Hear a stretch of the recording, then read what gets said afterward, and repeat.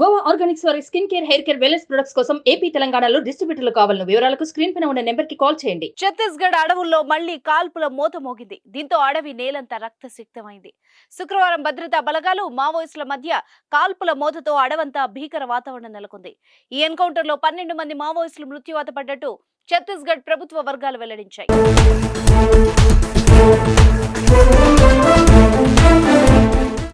Gangaluru police station పరిధిలో పిడియా గ్రామ సమీపంలోని అటవీ ప్రాంతంలో భద్రతా బలగాలు శుక్రవారం యాంటీ నక్సల్స్ ఆపరేషన్స్ చేపట్టాయి. ఈ క్రమంలోనే మావోయిస్టులకు భద్రతా బలగాల మధ్య ఎదురు కాల్పులు చోటు చేసుకున్నాయి. ఇటీవల అతిపెద్ద ఆపరేషన్ జరగ్గా ఆ ఎన్కౌంటర్ లో 29 మంది మావోయిస్టులు మృత్యువాత పడ్డారు. తాజాగా మళ్లీ చేపట్టిన ఆపరేషన్ లో 12 మంది మావోయిస్టులు మృత్యువాత పడినట్టు పోలీసులు వెల్లడించారు.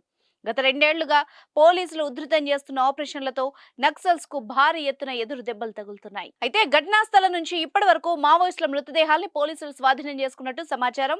ఈ ఎన్కౌంటర్ లో భద్రతా సిబ్బంది సురక్షితంగా ఉన్నారని పోలీసులు వెల్లడించారు. అయితే 1000 మంది భద్రతా బలగాలు స్థానికంగా గాలింపు చర్యలు చేపట్టినట్టు ప్రభుత్వ వర్గాలు వెల్లడించాయి.